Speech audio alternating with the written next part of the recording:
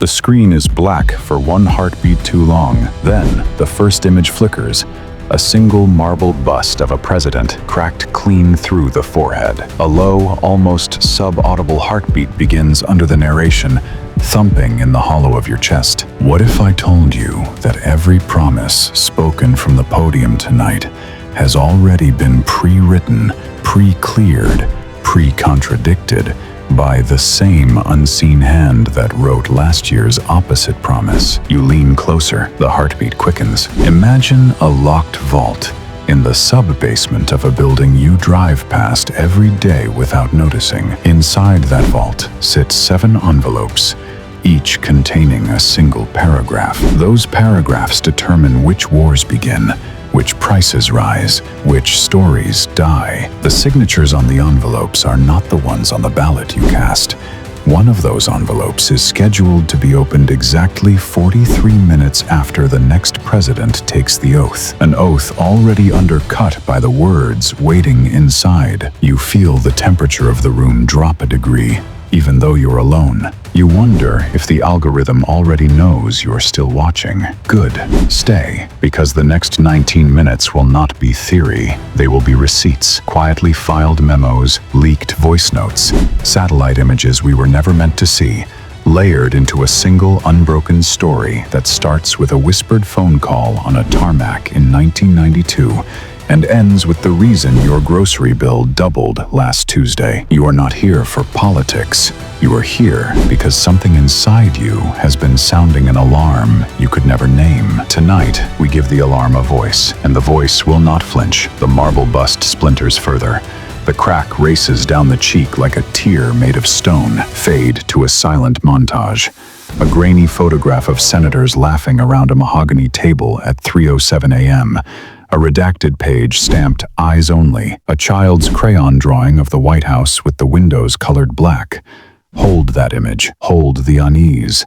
Hold the question that is already forming. If the people I elected aren't the authors of my future, then who is? The answer begins not with a name, but with a system older than any living voter, smoother than any campaign ad, colder than marble. The heartbeat fades just enough for you to notice a new sound, the low, metallic click of a private jet door sealing shut in the dark. It is September 1992, Reagan National Airport, runway 19. A humid wind lifts the hem of a trench coat no camera is supposed to see. On the bottom step of the jet stairs stands a man whose face you would recognize from Sunday morning talk shows, but whose voice you've never heard like this. Hoarse, hurried, stripped of podium polish. He is speaking to another man already inside the cabin, a man whose reflection in the oval window is blurred by condensation. The words are only fragments, but a directional mic hidden in the wheel well catches them clean. If we don't fund both sides now, the market can't price the risk. The public will beg us for the parachute after we push them out of the plane. Just make sure the papers mention bipartisan resolve by Thursday. Then the door seals, the engines spool, and the tape, misfiled for 33 years inside a cardboard box labeled "Weather Balloon Tests," lands on a desk I cannot name. When I first pressed play,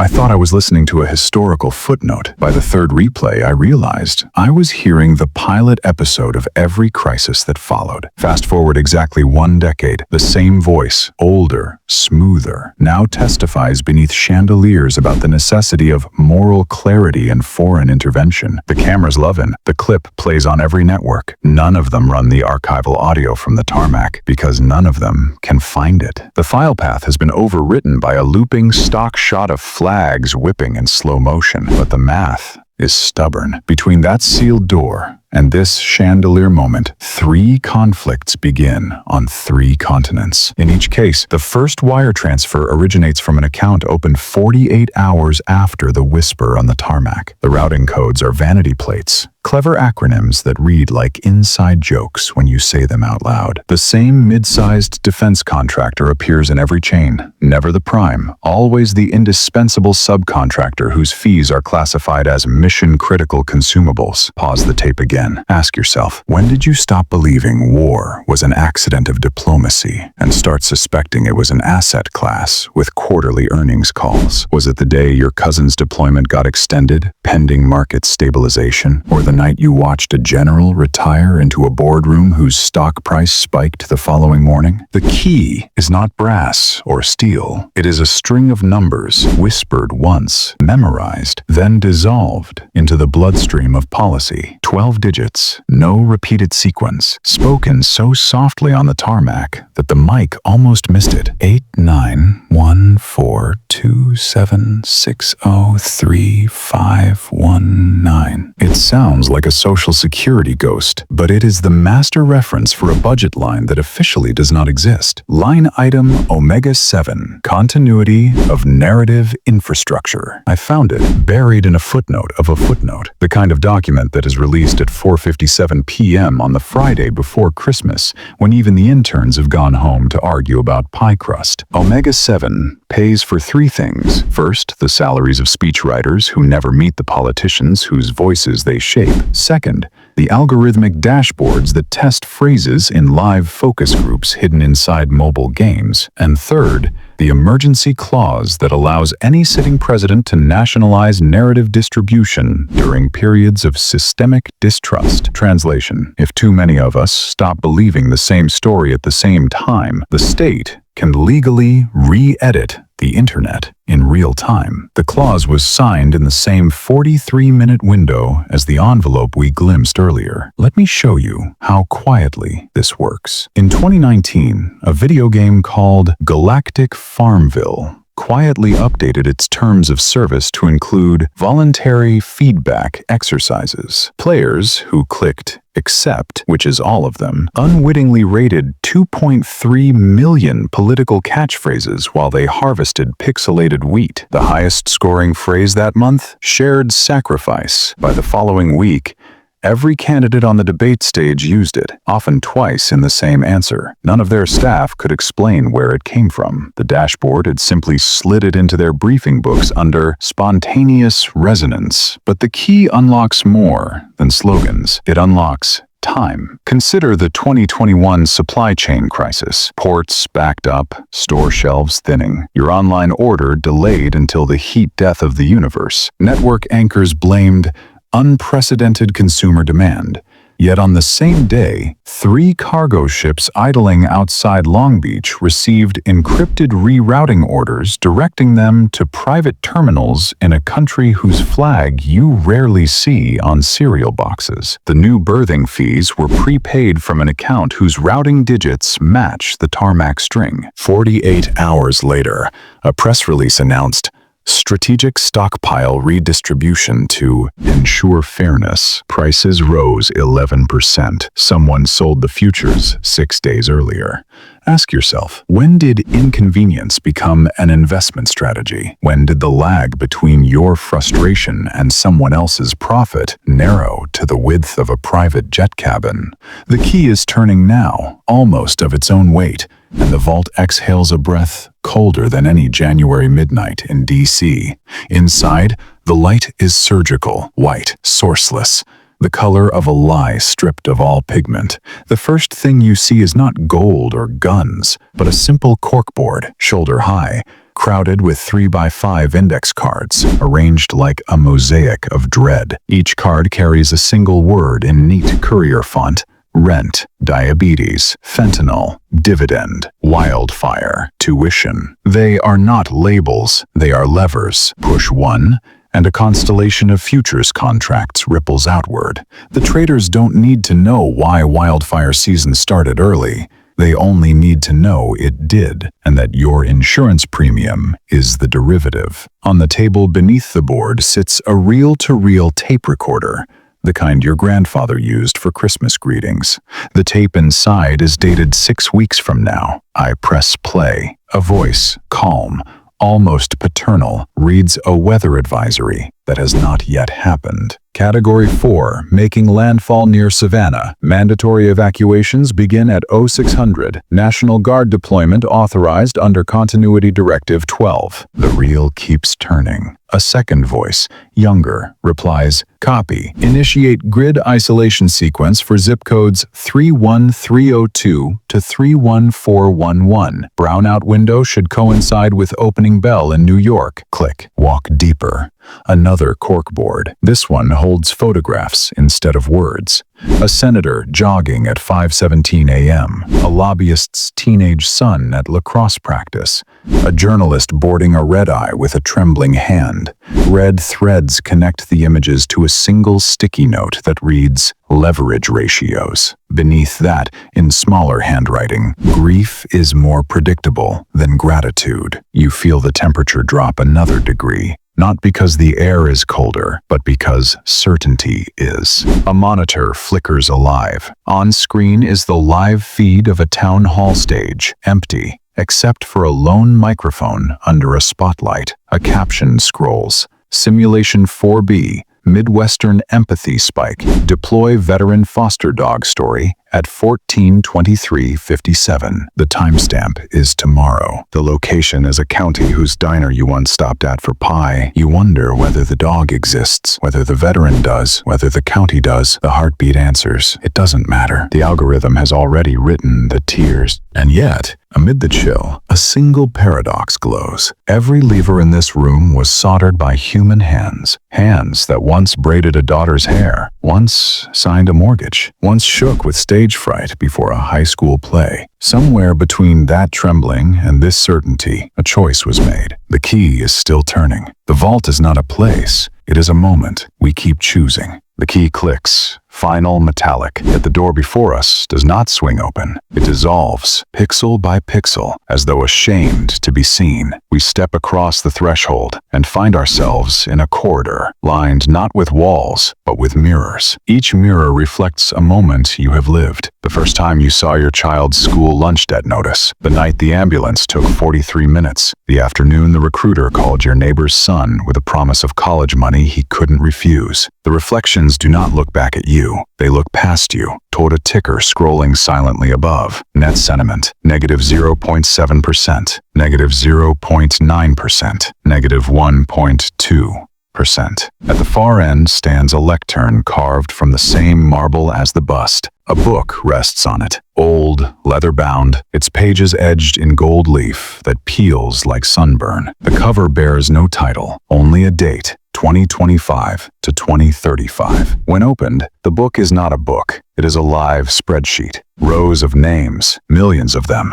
Update, in real time. In column C, a dollar figure flickers beside each name. The present market value of that person's remaining lifetime attention, measured in seconds, priced in fractions of a cent. Column D lists the projected drift of that attention over the next fiscal quarter. Column E is blank, except for a single, pulsing cursor. A hand reaches across my peripheral vision, my own, yet filmed from outside my body, placing a fountain pen on the lectern. The pen is warm, as if it has just been removed from an inner breast pocket. The cursor in column E blinks faster. A whisper, disembodied, intimate. Sign beneath the line that reads, acceptable loss. Ink must be human. Your pulse syncs with the cursor. The heartbeat now lives in your wrist. Behind the mirrors, the red threads from the corkboard snake across the floor and coil around your ankles. Not tight, just enough to remind you that the corridor is not metaphor. Somewhere a child laughs, the sound looped, compressed, weaponized. You ask the question the algorithm has been waiting for. What happens if I refuse the pen? The mirrors darken, the reflections freeze mid-gasp.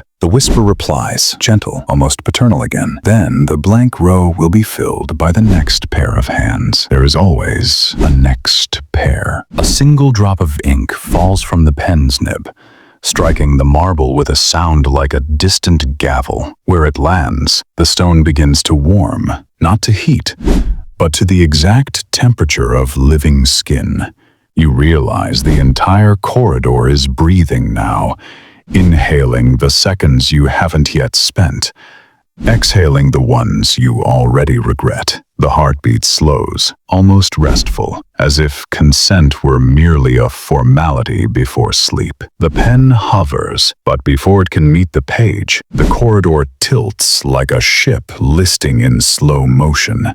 The mirrors ripple outward into liquid glass, each reflection folding into the next, until the walls themselves become a single continuous lens. Through it, you see not your face, but the back of your own head, thousands of times over, each copy seated in a different kitchen, a different car, a different midnight scroll. Every version of you is reading the same headline. Emergency protocols activated. Stay tuned. The font is identical. The fear in the shoulders is identical. The hour on the clock is the only variable. A low chime, 4 descending notes, replaces the heartbeat. Somewhere, an algorithm has just registered the moment when collective attention crests above 92%. The threshold triggers a subroutine labeled invisible vote. It is not counted in ballots, it is measured in dilated pupils. The spreadsheet on the lectern flips to a new worksheet titled Consent Manufactured. Here the rows are not names, but moments. The first sip of coffee after a sleepless night, the last glance at a child's homework before the power flickers, the 30-second delay before answering a robocall. Each moment has a price, and the prices update every 0.3 seconds. You watch as one cell, row 4,847,221, jumps from $0.04 to $1.27. The algorithm has identified a mother in a drought county who just typed, "How to make baby formula with powdered milk," into a search bar. Her desperation is now a leveraged asset. A hedge fund in Midtown Manhattan has bought the derivative that profits if her county's water table drops another foot. The timestamp is 3 minutes from now. The whisper returns, threaded through the 4-note chime. Every second you hesitate, the margins sharpen. It is not a threat, it is a weather report. The corridor floor begins to glow faintly, revealing a lattice of copper filaments no thicker than hair. Each filament hums with data, insulin prices, drone coordinates, kindergarten wait lists, rainfall averages. They converge beneath the lectern in a single node that pulses like a trapped firefly. You finally place the pen back down, uncapped, still warm. Instantly, the copper lattice dims, but only by a shade. A new line appears at the bottom of the spreadsheet. Abstention logged. Rerouting to secondary carrier. The relief you expect does not come. Instead, the mirrors reassemble, and you see the next pair of hands already reaching for the pen. They belong to a teenager scrolling on a cracked phone screen in a laundromat. His eyes are glassy, but the algorithm has calculated the precise pixel at which they will begin to water. The heartbeat resumes, quieter now, as if embarrassed. Somewhere above us, the marble bust exhales a single word you cannot quite hear. It sounds like inheritance. The marble's whisper still curls around the word inheritance when the corridor collapses into a single shaft of white light. We are standing now inside an elevator that wasn't there a moment ago. Brushed steel, no buttons, descending so smoothly. You only know we're moving because your ears pop twice. The digital readout above the door does not count floors, it counts minutes, 43 of them, the same 43 minutes that began the night the oath was taken and the envelope was torn. Each minute reveals itself as a glass panel in the shaft wall. Minute 00 shows a camera feed of the motorcade idling outside the Capitol. Minute 01 shows the new president's hand raised, 2 Bibles stacked beneath the palm. One for the cameras, one hollowed out and lined with a Faraday mesh. Inside the mesh, a micro SD no larger than a freckle. On it, the only file is named continuity.x, last modified the night the tarmac whisper was taped. Minute 02, the oath ends. The crowd erupts. A Secret Service agent slips the hollowed Bible into a lead-lined briefcase.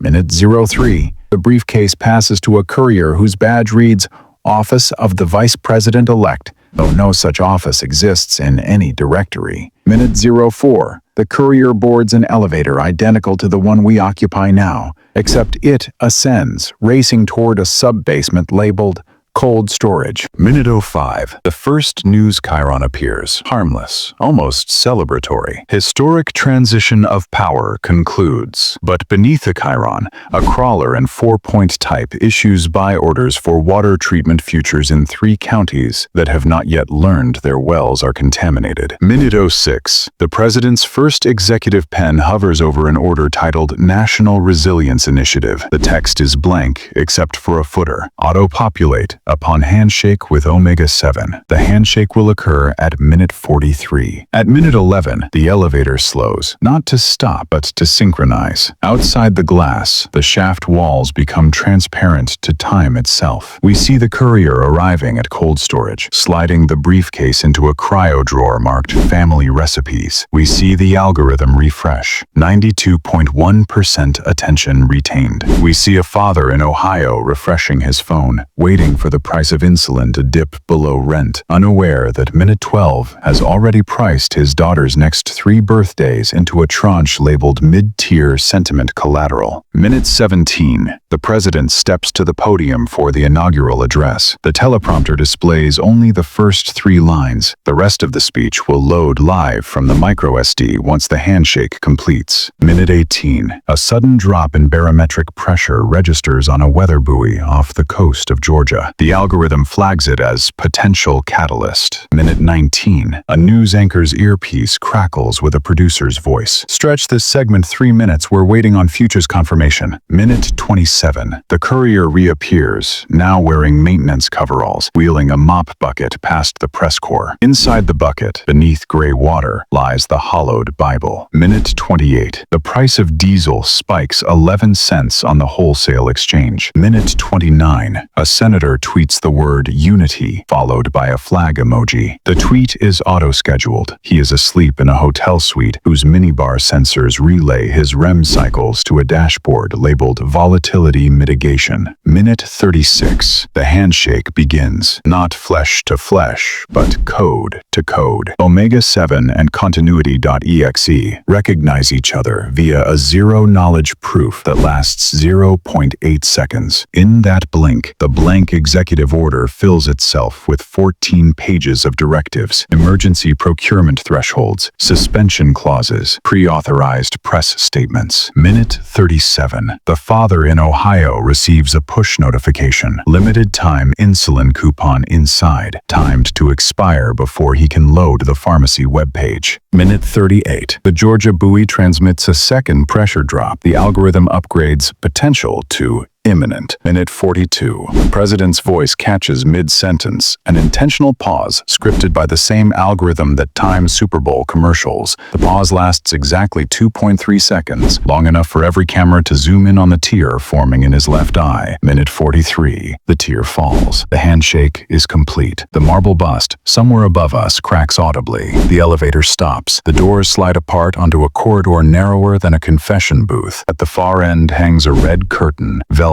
stage-worn. From behind it comes the muffled sound of an audience that has not yet arrived. The velvet is heavier than blood. When it parts, it does so with the sigh of a last-act secret. We step onto a stage that is not a stage, but the interior of a single heartbeat, stretched until it becomes architecture. The floorboards are translucent. Beneath them, fiber-optic rivers pulse with every open tab on every device still tuned to the live feed. The audience is invisible yet present. Millions of retinas reflecting the same flicker, forming a single compound eye that blinks whenever the market ticks. At center stage stands a lectern, identical to the one in the corridor, but its microphone is wired to the sky. Each breath you take feeds into a compressor that equalizes the volume of every other breath being taken right now. The result is a collective inhale so quiet, it sounds like the end of a prayer. A single spotlight finds the marble bust, carried in by gloved hands that belong to no one we can see. The crack has widened into a canyon. Through it, we glimpse circuitry where stone should be, motherboards braided with veins, silicon laced with calcium. The bust is not a relic, it is the prototype. The first citizen rebuilt as a ledger. A screen lowers behind it, displaying the final page of the spreadsheet. Row headers have dissolved into a single column labeled Choice. The cursor waits inside cell A1. The options are binary but spelled out in full sentences. 1. I consent to the continuation of managed uncertainty. 2. I withdraw consent and accept the price of unmanaged truth. There is no third option. The algorithm has calculated that the illusion of choice retains 97.3% engagement, whereas absolute permission or refusal both drop below 60%. Beneath the options, a timer counts down from 120 seconds. Every tick is the sound of a single neuron firing across the network of watchers. The whisper, now everywhere and nowhere, offers no guidance. Instead, it recites numbers. The median retirement savings of a 38-year-old American, $7,004. The average time between a drone strike authorization and its confirmation in the press, 11 minutes. The probability that any sentence containing the word freedom is followed by an advertisement for refinancing, 0.87. The numbers do not accuse. They simply cool the air until breath becomes visible. At 0045, the cursor blinks faster, matching the pulse of the fiber optic rivers. A new variable appears, externalized regret coefficient. It climbs in real time, 0.03, 0.17, 0.41. Each decimal another county where the water table just dropped another inch. The audience eye dilates. Somewhere a mother in the laundromat closes her cracked phone and looks up as if hearing her name across a crowded room. 0022. The marble bust begins to speak, voice layered from every inaugural address since 1945, pitch shifted into a single, genderless cadence. We hold these truths to be self-evident, that the metrics have always been self-correcting. The words do not echo, they upload. 0011 versions you feel the red threads from the corridor tighten, not painful, just enough to remind you that abstention was logged, but never erased. The cursor waits. The spotlight widens until the stage, the audience, the rivers of light become one seamless surface. Mirror, lens, and auction block fused into a single pane of glass. 003.6. The whisper returns, softer than a heartbeat. Whatever you decide, the next envelope is already sealed. 006. The cursor chooses itself. Option 1 glows green. The timer resets, not to 120, but to the rest of your life. The curtain falls, but instead of darkness, we are bathed in the soft blue of a phone screen, waking from sleep. The stage dissolves into the reflection of your own eyes, staring back from the glass. The blue reflection holds for one suspended breath, then the screen goes black. Not the black of absence, but the black of a theater, after the last projector frame burns through celluloid. In that black, you hear the first real silence of the night. No heartbeat, no chime, no whisper, just the soft mechanical sigh of a million hard drives spinning down at once. When light returns, it is dawn over an empty parking lot outside a shuttered big box store. The sky is the color of old photocopies. You realize you are no longer watching. You are standing here, coat collar damp with fog, holding the same fountain pen that never touched the page. The marble bust lies at your feet, cracked clean through the forehead. Its circuitry is dark. A single copper filament trails from the wound like an IV pulled from a vein. Across the asphalt, the red threads that once guided you now lie slack, their color bled into puddles that reflect neither sky nor store, but the faces of everyone still watching the feed. Their eyes blink in perfect unison, one collective, exhausted heartbeat. The algorithm has gone quiet. It has learned that silence itself retains 94% of viewers when scheduled at dawn. A wind moves over the lot, carrying the faint smell of diesel and burnt sugar. On the far curb sits a cardboard box, labeled in Sharpie, lost and found. Inside, a micro SD card, the hollowed Bible, the insulin coupon that expired unread, and a Polaroid of the laundromat teenager asleep with his cracked phone still glowing in his hand. Every item is tagged with a date, today's date. You pick up the card. It contains one audio file, 43 minutes of room tone recorded inside an empty oval office at 3:07 a.m. No voices, no footsteps, just the soft electrical hum of machines waiting for sunrise. When you play it, the hum resolves into a pattern. Morse, almost lullaby slow, spelling 3 letters that break against your ribs like surf. N-O-W. At the horizon, the first commuter headlights appear, each driver staring straight ahead, each dashboard clock ticking toward the next headline they have already been pre-written to retweet. You feel the pen warming again, but this time, it is your own pulse inside the barrel. The marble dust on your shoes is not debris, it is ballot dust. Every grain of vote that was never cast yet counted all the same. A single notification pops up on the cracked phone still in the box. It is not from an app, but from the network itself. Carrier update. Truth roaming charges may apply. Beneath it, the signal bars flicker between 0 and 1, as if the tower itself is deciding whether to exist. You look back at the bust one last time. Its stone eyes are gone, replaced by 2 tiny LED bulbs blinking in sync with the dawn. They are not red or green. They are the exact color of the sky before it decides what kind of day this will be. The LEDs spell the same 3 letters, slower now, almost merciful. N-O-W. The LEDs fade, but the word they spelled lingers in the air like frost you can read.